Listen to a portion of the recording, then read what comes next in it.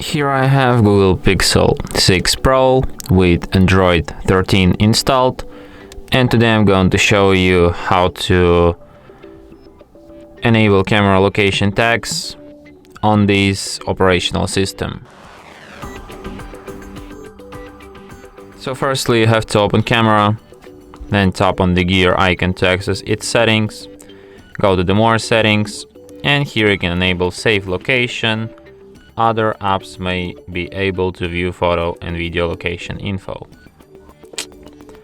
So yeah, that's how I can switch it. And that's it. Thanks for watching. If you find this tutorial useful, don't forget to hit that like button and subscribe to our channel.